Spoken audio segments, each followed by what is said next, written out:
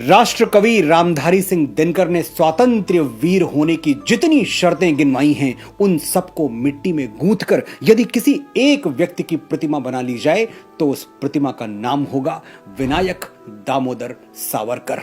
कि मेरे कई छोटे भाई बहनों ने सावरकर का नाम तक नहीं सुना है। बाबरों, टीपू सुल्तानों, अकबरों के बाद सिलेबस में इतनी जगह ही नहीं बची कि सावरकर को भी पढ़ाया जाए। क्या आपने कभी ऐसी किसी पुस्तक के बारे में सुना है जिसको प्रकाशन से पहले ही बैन कर दिया गया हो, प्रतिबंधित कर दिया गया हो?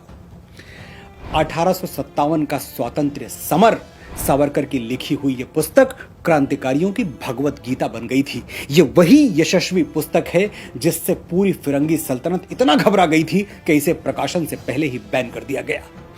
उस जमाने में इस पुस्तक को पढ़ लेना महापुण्य के समान था, और यही वो महापुण्य था जिसे प्राप्त करके भगत सिंह, चंद्रशेखर आजाद, सुखदेव, राजगुरु, अशफाक उल्लाह खान से लेकर सुभाष चंद्र बोस जैसे महान क्रांतिकारी भारतीय स्वतंत्रता के दिव्य यज्ञ में आहुति बनने के लिए तड़प उठे। करजन वायली की हत्या के आरोप में सावरकर को लंदन में गिरफ्तार कर लिया और 23 जनवरी 1911 को उन्हें आजीवन कारावास की सजा सुना दी गई। सावरकर ने खुद अपनी आत्मकथा में लिखा है, जब जब सरकार ने सहूलियत दी, मौका दिया, तब तब मैंने याचिका दायर की, क्योंकि मेरा लक्ष्य तब तक पूरा नहीं हो सकता जब तक मैं जेल से बाहर ना आ जाऊं। महात्मा गांधी ने 1920-21 में सावरकर के पक्ष में एक लेख लिखा था। गांधी लिखते हैं, सावरकर को चाहिए कि वो अपनी मुक्ति के लिए सरकार को याचिका भेजे। इसमें कुछ गलत नहीं है, कुछ बुरा नहीं है। सावरकर का सिर्फ एक अपराध था, भारत भक्ति। सोचिएगा कि स्वतंत्रता की लड़ाई लड़ने वाले अनगिनत नेता ऊंची ऊंची कुर्सियों पर जा बैठे और 10 साल काला पानी काटने के बदले हमने सावरकर को क्या दिया? महात्मा गांधी की हत्या का दोष। न्यायालय ने सावरकर को बाइज्जत बरी कर दिया, लेकिन हमने आज तक उन्हें कटघरे में खड़ा रखा है। हमें दुख होना चाहिए कि हमने अपने ही राष्ट्र नायकों पर प्रश्न चिन्ह उठाए।